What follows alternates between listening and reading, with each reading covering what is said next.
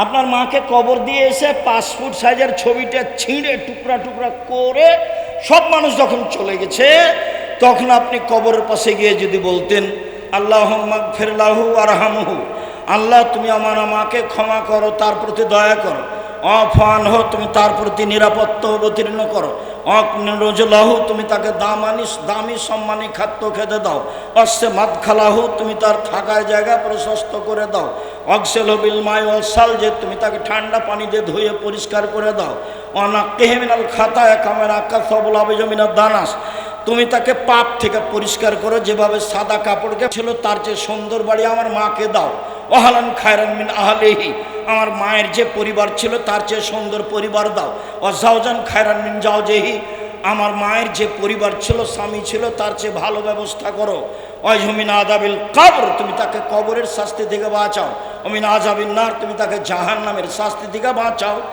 এইটা যদি বলতো তাহলে মা একটা সন্তান রেখে গেছে। আরও আমাকে কি দেখাচ্ছে বলেন তো? ওর মাকে সুন্দর করে কাঠতে কি ভাই, ওটা কি বলে ভাই, বলে যে ভাইজান কি দিয়ে কিভাবে সাজায়, ফ্রেম তৈরি করে মাকে সুন্দর করে সাজিয়ে রেখেছে। আমাকে বলছে হুজুর আমার মাকে খুব ভালোবাসে এই জন্য রেখেছে। আমি আর কোনো পথঘাট না পেয়ে মুখের উপরে বলেছি আপনি কুসন্তান। আমি আর কি করতে পারি? আমাকে তো কিছু বলাই লাগে, এটা না সরালে তো আমি ভিতরে ঢুকবো না। পরিস্থিতি যতই কঠিন হোক, যেখানে ছবি আছে আমি অতীতে কোনো দিন সেখানে ঢুকিনি। বলছি দেখেন মৌলানা সাহেব আপনার কুলাবে না, আপনি আমাকে ভিতরে নিয়ে যায়েন না। কি কি বলছেন স্টেজ থেকে বলে বিদায় করে দেন, আমি গাড়িতে উঠে। আপনি কোথায় নিয়ে গিয়ে বসতে দিবেন? যেখানে বসতে দিবেন সেখানে ছবি মূর্তি দিয়ে ঘেরা। আমার উম্মত মূর্তি পূজা করবে, এটা আমার ভয়। এক, হুজুর হবে ভ্রান্ত, এটা আমার ভয়। দুই, আমার উম্মত হিন্দুদের সাথে মিশে যাবে গান বাজনা চাল চলনে, এটা আমার ভয়। তিন, আমার উম্মত মূর্তি পূজা করবে, এটা আমার ভয়। এ কথা মুহাম্মদ সাল্লাল্লাহু আলাইহি সাল্লাম বলেন। সম্মানিত দিনী ভাই বোন, আল্লাহ রাসূল বলেন আদ-দুনিয়া কুল্লুহা মাতা খায়রু মাতা'id দুনিয়া আল মারাতুস সালেহা, সারা পৃথিবীর সম্পদ সবচেয়ে ভালো সম্পদ হলো ভালো স্ত্রী। অতএব একটা ভালো মেয়ে দেখে বিবাহ করতে হবে। মেয়ে দেখা যায়। একজন সাহাবী এসে বলছেন আল্লাহর নবী আমি বিবাহ করেছি। তখন আল্লাহ রাসূল বললেন তুমি কি মেয়েটাকে দেখেছো? ফানজুর ইলাইহা ফাইনা আয়নে নিসাইল ইমরাতে ও মারাতিল ইমরাতে শায়া, আনসারী মহিলাদের চোখে দোষ আছে, সমস্যা।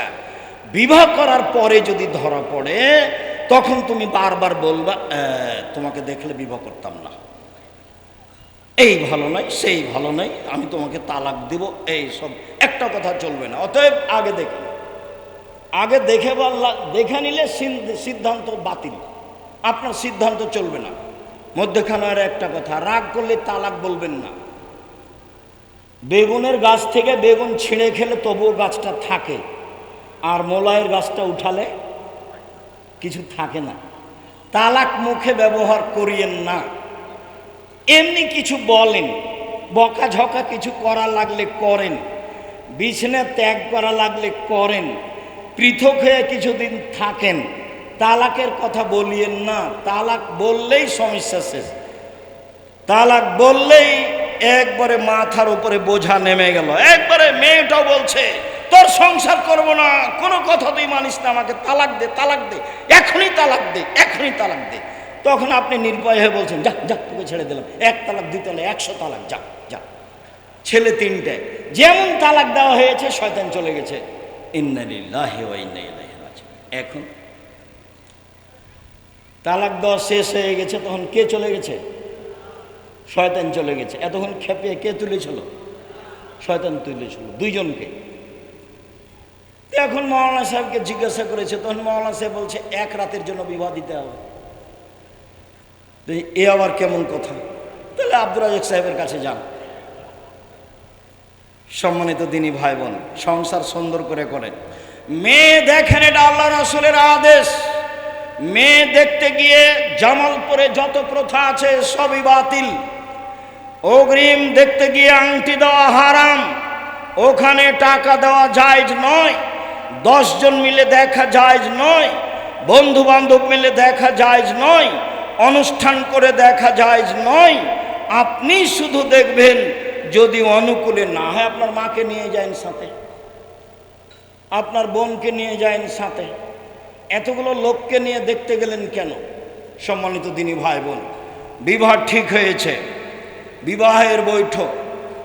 চাঁপাইনবাবগঞ্জে বরযাত্রী যায়, সাথে ডুলি বিবি যায়। ডুলি বিবি শব্দ বুঝেন কি না?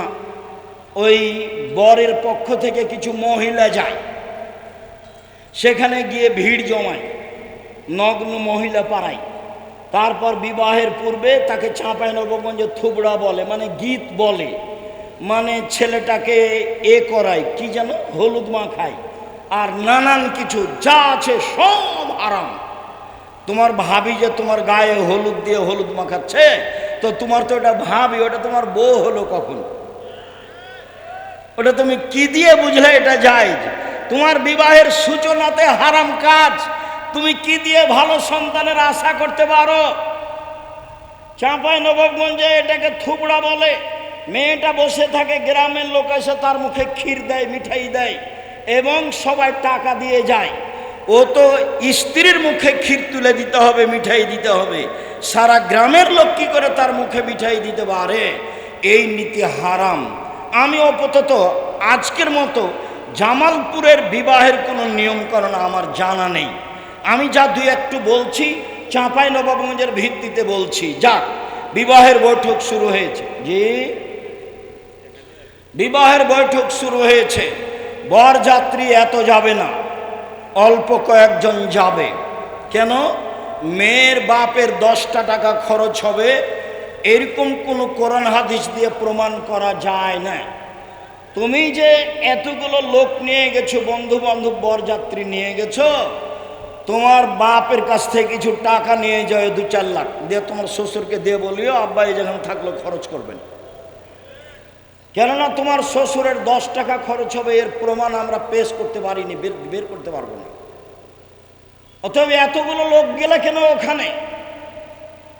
সম্মানিত দিনী ভাই বোন, 2 জন সাক্ষী এবং মেয়ের পিতা, বিবাহের বৈঠক। আগে হবে খুতবা, তারপরে মেয়ের পিতা বলবেন, আর না হয় একজন লোক বলবে খুতবার পরে, মেয়ের পিতা আগে আগে বলবে, পরে পরে বলবে, আমার মেয়ে খালেদা এত টাকা নগদ, এত টাকা বাকিতে তোমার সাথে বিবাহ বন্ধনে আবদ্ধ হতে রাজি, তুমি তাকে স্ত্রী হিসেবে কবুল করো। তখন ছেলেটি বলবে কবুল করলাম, বা বুখারীর শব্দ এসেছে কাবিল, তো আমি কবুল করলাম। একবার বললেই যথেষ্ট হয়। গুরুত্বপূর্ণ কথা আল্লাহ রাসূল 3 বার বলতেন, আমার মেয়ে খালেদা এত টাকা নগদ, এত টাকা বাকিতে তোমার সাথে বিবাহ বন্ধনে আবদ্ধ হতে রাজি, তুমি তাকে স্ত্রী হিসেবে কবুল করো। কবুল করলাম। 2 জন সাক্ষী শুনবে, আমার মেয়ে খালেদা এত টাকা নগদ, এত টাকা বাকিতে তোমার সাথে বিবাহ বন্ধনে আবদ্ধ হতে রাজি, তুমি তাকে স্ত্রী হিসেবে কবুল করো। ও বলবে কাবিল, তো গ্রহণ করলাম। এই হলো বিবাহ। এখন দাঁড়িয়ে ওয়ালিমার দাওয়াত দিতে পাবে না, এটাও না জায়েজ। মেয়ের কাছে বিবাহ পড়ানো হারাম। এবার একটু গাইবান্ধা থেকে আসি 1 মিনিট। গাইবান্ধার নিয়মে বর কেবলা মুখে বসে থাকবে, রুমাল মুখে দিয়ে। যদি বর কথা বলে তাহলে বৈঠকের লোক খেপে যাবে, ছি ছি ছি ছি, কেমন হোঁস মোটা এই ছেলে, বিবাহ দেওয়া হবে না এখানে দিয়ে অনেকে খেপে বিবাহ থেকে উঠে যাবে। বর কথা বললো যে, আরে বর টাকা দিবে মোহর, বর কথা বলবে না তো কে কথা বলবে? তার গার্জেনেরা আছে অবশ্যই বলতে পারে, কিন্তু বর বলা অপরাধ এটা কে বললো? বরকে মুখ বন্ধ করে কেবলা মুখে বসে থাকতে হবে, এটা কে বললো? চলেন 1 মিনিট। মেয়ে যেখানে আছে সেখানে বিবাহ পড়াতে গেছে, গিয়ে বলছে অমুক নেবাসী অমুক তোমাকে বিবাহ করতে এসেছে, এত টাকা নগদ বাকিতে, তুমি তাকে স্বামী সত্ত্বে কবুল করো। তখন মেয়েটি বলল কবুল করলাম। তিনবার বলার পরে এবারে কয়েকজন লোক যেখানে বরযাত্রী বসে আছে সেখানে আসলো, এসে দাঁড়িয়ে আছে। তো বসে থাকা লোকগুলি বলছে, আপনারা কে? আমরা এই বিবাহের উকিল। মেয়ে কবুল করেছে? জি করেছে। আপনারা শুনেছেন? জি শুনেছি। তাহলে বসেন। তখন বসে, এতক্ষণ পর্যন্ত সবাই দাঁড়িয়ে আছে। মনে হচ্ছে যে হিন্দুদের বিবাহ লেগেছে কলার গাছের চতুর্দিকে ঘুরে, ধর্ম পাগল হয়ে গেছে। ধর্ম আপনারও এসেছে ইরান থেকে দিল্লিতে, দিল্লি থেকে আস্তে আস্তে জামালপুরে, আস্তে আস্তে উল্টে কি যে হয়ে গেছে। সব জায়গায় এরকমই, একটা রীতিও জায়েজ নয়, সব হারাম। দুইজন সাক্ষীকে সামনে রেখে মেয়ের পিতার সামনে খুতবা হবে, মেয়ের পিতা বলবে এই তার নাম বিবাহ। এরপরে এখানে আর কোনো অনুষ্ঠান নেই, বউ নিয়ে চলে যাবে। সম্মানিত দিনী ভাই বোন, বউ নিয়ে গিয়ে বাসর ঘর সাজাতে হবে, এ কথাই ঠিক। আসমা বিনতে ইয়াজিদ বলেন, তার চাচা, তার দাদা, তার বংশের সিরিয়াল, যদি বাপ চাচা কেউ না থাকে তার ভাই, নইলে তার ছেলে হতে পারে না ভাইজান, ছেলে হতে পারে, ছেলে মায়ের বিবাহ দিবে। এটা একটা কুসংস্কার যে বাপ অনেকদিন আগে মারা গেছে, এই ছেলে মায়ের বিবাহ দিবে না। আর একটু যদি মা বিবাহের কথা বলে তো সবাই বলে ওঠে মেয়েটা খারাপ, ওর খাসলত খারাপ, এতগুলো ছেলে রেখে মেয়ে রেখে বিবাহ বসতে যাবে। এইটা জায়েজ নয়। ওকে বিবাহ বসার ব্যবস্থা করতে হবে, এটাই ঠিক। প্রয়োজন তার ছেলেরা করবে, প্রয়োজনে তার ভাইয়েরা করবে, এটাই নিয়ম। সম্মানিত দিনী ভাই বোন, আসমা বিনতে ইয়াজিদ বলছেন, আমি আয়েশাকে সুন্দরী করে সাজালাম। 1 মিনিট আগের অংশ। আয়েশা রাদিয়াল্লাহু তাআলা আনহা বলেন, আমি আমার বান্ধবীদের নিয়ে দোলনায় খেলাচ্ছিলাম, হঠাৎ আমার মা বললেন আয়েশা, জোর করে চিৎকার করে ডাকলেন। আমি দৌড়িয়ে আসলাম। খেলার কারণে আমার গায়ে ধুলাবালি কিছু লেগে আছে।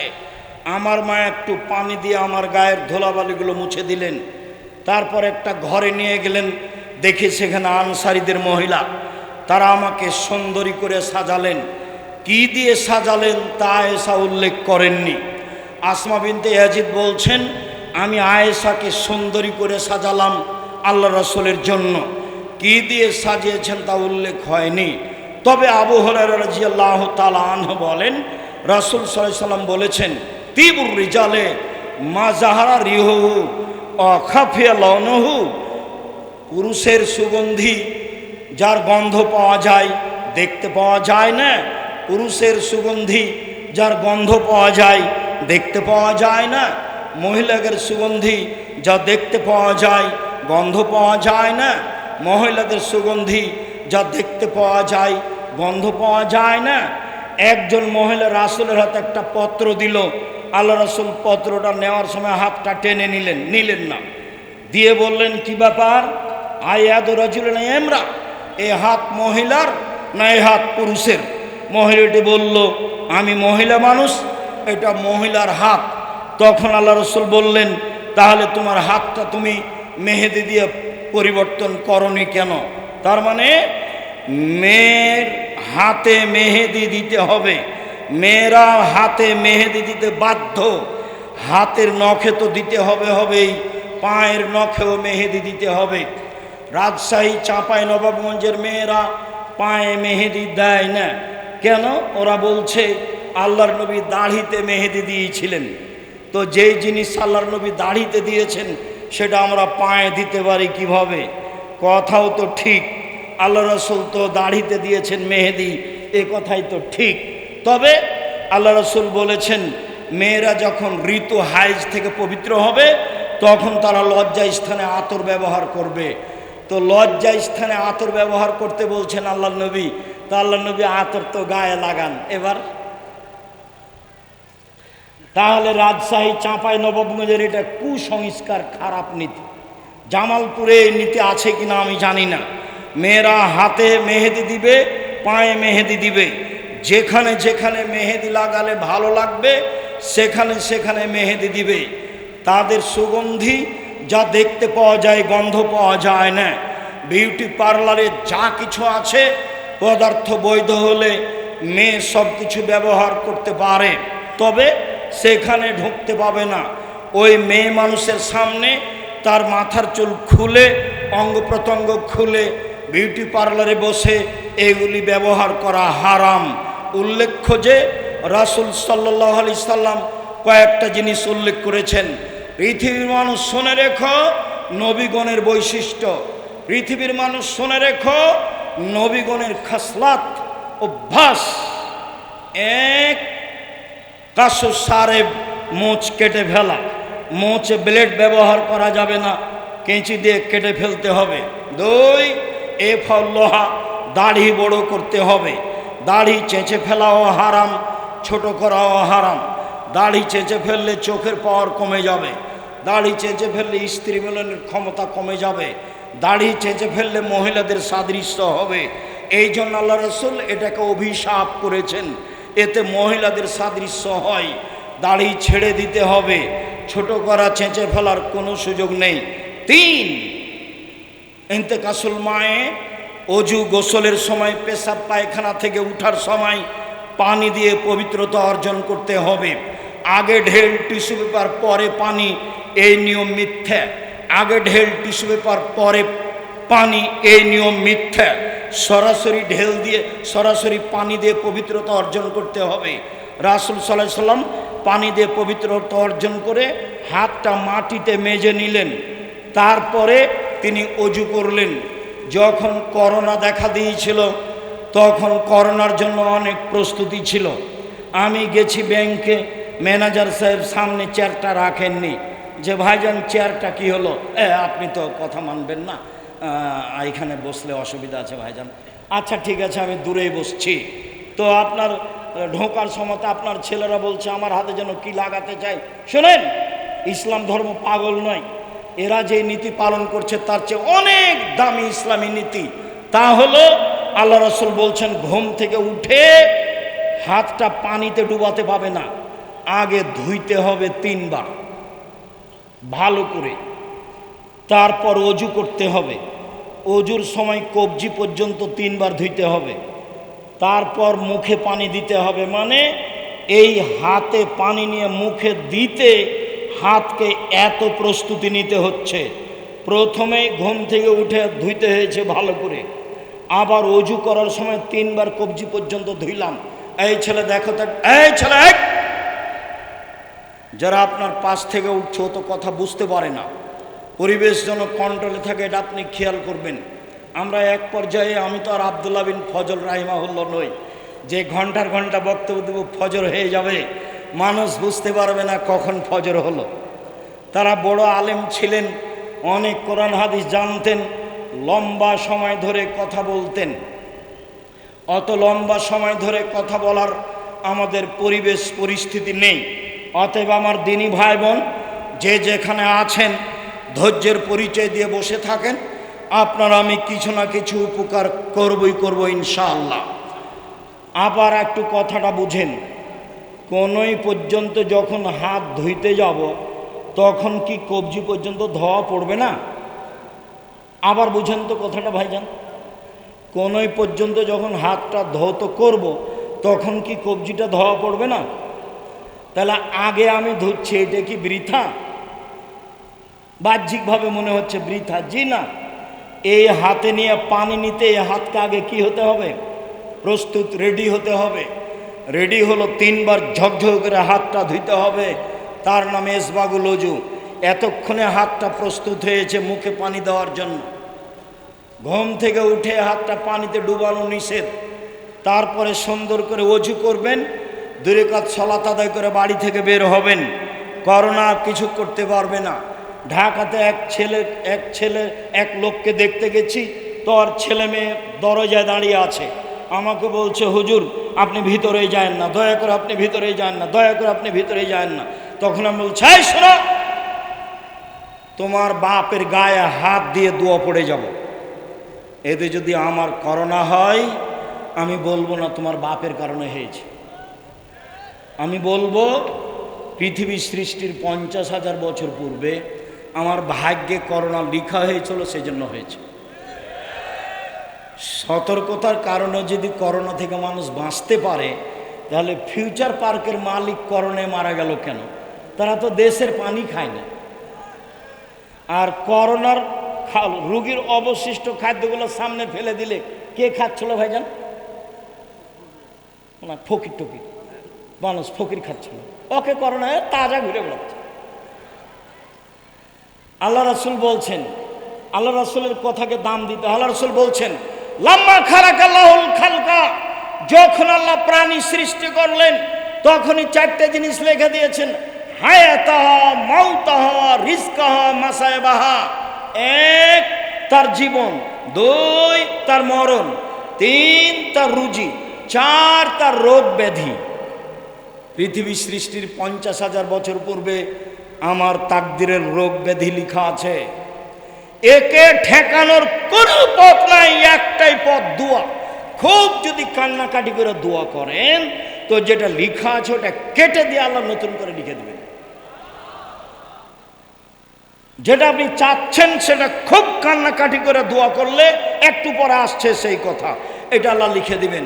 সম্মানিত দিনী ভাই বোন, এইবার বাসর ঘরে সাজানো হয়েছে, মা খালা ফুফু সাজাবে।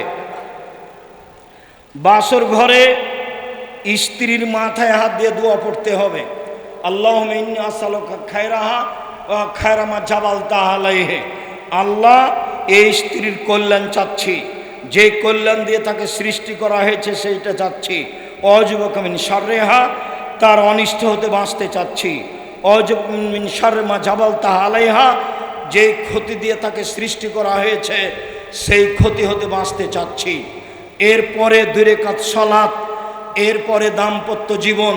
শুনুন, আল্লাহ রাসূল বলছেন, কোনো মানুষ যখন তার স্ত্রীর কাছে আসবে তখন বলবে, বিসমিল্লাহি আল্লাহুম্মা জান্নিবনা শায়তান ওয়া জান্নিবিশ শায়তান মা রাযাকতানা। হে আল্লাহ, তুমি আমাকে আর আমার স্ত্রীকে শয়তান থেকে বাঁচাও, আর আমাদের মিলনে যেই সন্তান হবে সেই সন্তানকে তুমি শয়তান থেকে বাঁচাও। এরপরে সকালে হবে অলিমা, 1 দিন 2 দিন 3 দিন হতে পারে। অলিমায় ধনী গরিব মানুষ সবাই থাকবে। যদি শুধু ধনী মানুষ থাকে তাহলে এই খাদ্য সবচেয়ে নিকৃষ্ট খাদ্য, এইটা ফেলে দিতে হবে, কুকুরে খেয়ে নেবে। কোনটা অলিমা ফেলে দিতে হবে? যে অলিমায় শুধু ধনী মানুষকে দাওয়াত দেওয়া হয়েছে, গরিব মানুষ নেই, সেই অলিমা আল্লাহ রাসূল বলছেন আশার উত্তম, সবচেয়ে নিকৃষ্ট খারাপ খাদ্য। তো সবচেয়ে নিকৃষ্ট খারাপ খাদ্য ওটা রাখবেন কেন? ফেলে দেন, এটা কুকুরে খায়। নইলে ধনী গরিব সবকেই থাকতে হবে, সবাই খেয়ে দোয়া পড়বে, বারাকাল্লাহু লাকা ওয়া আলাইকা ওয়া জামা বাইনাকুমা ফি খায়রিন। তোমার উপরে আল্লাহ বরকত দান করুক, তোমাকে আল্লাহ বরকত দেখ, তোমাদের 2 জনকে আল্লাহ কল্যাণের উপরে রাখুক। সম্মানিত দিনী ভাই বোন, এবার পেটে বাচ্চা আসলো বা আসেনি, 2 জন মিলে বলবেন, এই ছেলে, এই শোনো খেয়াল করে। উপস্থিত দিনী বোন, গল্প বন্ধ করেন।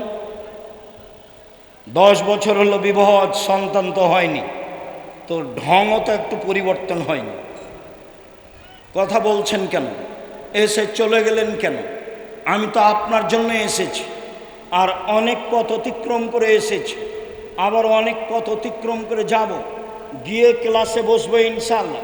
এভাবেই দিন কাটছে। আমি আপনার জন্য এসেছি। এখন আপনি বলবেন, রব্বে হাবলি মিন লাদুনকা যুরিয়াতান তাইয়্যিবা ইন্নাকা সামিউদ দুআ। হে আল্লাহ, তুমি আমাকে একটা সুসন্তান দাও, তুমি তো দোয়া কবুল করো। রব্বে হাবলি মিন লাদুনকা যুরিয়াতান তাইয়্যিবা, হে আল্লাহ, তুমি আমাকে একটা সুসন্তান দাও, তুমি তো দোয়া কবুল করো। দিন যায় রাত্রি যায়, পেটে বাচ্চা আসলো, বাহিরে যাবেন না, হাটে বাজারে যাবেন না, ল্যাংটা ছবি দেখবেন না, যা কিছু খারাপ দেখবেন এই বাচ্চার উপরে সেই প্রতিক্রিয়া যাবে। কাজেই স্বামীর সাথে কক্সবাজার বেড়াতে যাবেন না, পেটে বাচ্চা আছে। আপনার ওই এতে যাবেন না, চিড়িয়াখানায় যাবেন না, বাজারে যাবেন না। দেবর আছে, ভাসুর আছে, শ্বশুর আছে, বাপ আছে, গ্রামবাসী আছে, ভাতিজারা আছে, ভাইয়ের ছেলে আছে, বোনের ছেলে আছে, কত মানুষ আছে আপনার বাজার করার জন্য। আপনি কেন বাজারে যাবেন? এদেরকে বললেই তো বাজার করে দেয়। কথা বোঝা যায়নি মনে হয়। আপনি পেটে বাচ্চা নিয়ে বাইরে যাবেন না। শুনুন, আকাশে চন্দ্রগ্রহণ, এখন পেটে বাচ্চা আছে, তাই শাশুড়ি বলছে, মায়ে বলছে, শুয়ে থাক, কোথাও যাস না, কোনো কাজ করিস না, কোনো কাজ করিস না, সূর্য চন্দ্রগ্রহণ লেগেছে, বাচ্চার ক্ষতি হয়ে যাবে। এটা হলো কুসংস্কার, নোংরা নীতি, হারাম। এগুলো পড়লেই মুকসেদুল মুমিনিন বইয়ের হেডলাইনের কথা মনে পড়ে। মুকসেদুল মুমিনিন বইয়ের একটা হেডলাইন আছে, অবিবাহিত ছেলে মেয়ের পড়া নিষেধ। তো যে দেখে সেই পড়ে, যে দেখে সেই পড়ে। কিরে, কি লেখা আছে? তো লেখা আছে ওখানে, চন্দ্রগ্রহণে স্ত্রী মিলন হলে ছেলে ভ্যাংচা হয়, ভরা পেটে স্ত্রী মিলন হলে ছেলে টেরা হয়, সফরের পূর্বে স্ত্রী মিলন হলে ছেলে কানা হয়। আল্লাহর হস্তে শুরু থেকে নিয়ে শেষ পর্যন্ত একটা বাক্য সত্য নয়, সবই মিথ্যা। আল্লাহ বলছেন, পৃথিবীর মানুষ, নিসাউকুম হারসুল্লাকুম ফাতু হারসাকুম আন্না শাইতুম, তোমাদের স্ত্রী তোমাদের জমি, তোমাদের স্ত্রী তোমাদের ক্ষেত, তোমরা তোমাদের জমিতে আসো ইচ্ছা মতো। সকালেই কি, বিকালেই কি, দুপুরেই কি, ভরা পেটেই কি, সফরের পূর্বেই কি, চন্দ্রগ্রহণ লাগলেই কি আর না লাগলেই কি। এটা হলো কুসংস্কার। হেডলাইনে যা লেখা আছে, হেডলাইনের নিচে সবই কোরআনের আয়াতের বিরোধী।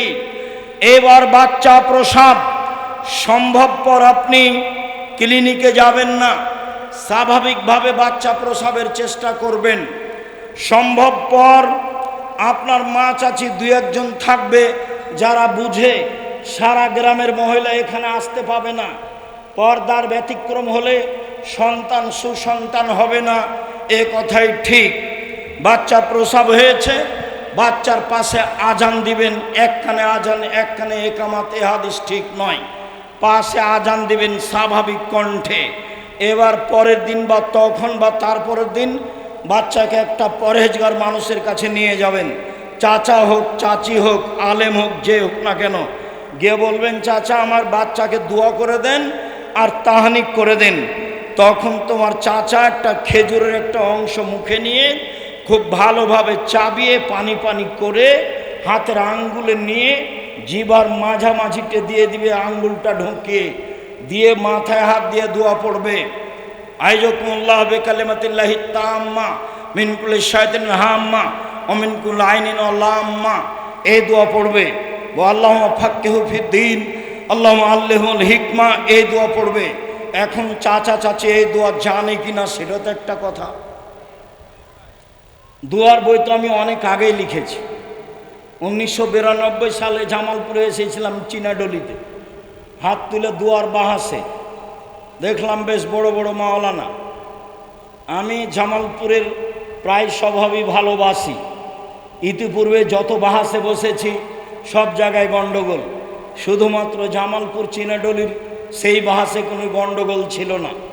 যারা উপস্থিত ছিলেন সবাই পায়জামা পাঞ্জাবি পরেছিলেন, সবার মাথায় টুপি ছিল, দেখতে আমাকে খুব ভালো লাগছিল। যদিও তারা আলোচনায় পরাজয় বরণ করেছিলেন।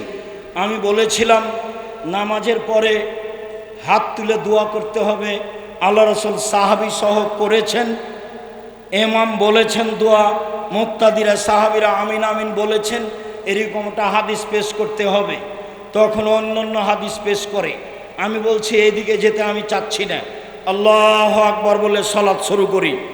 আর রহমান বলে তো বুকে হাত বাঁধি না,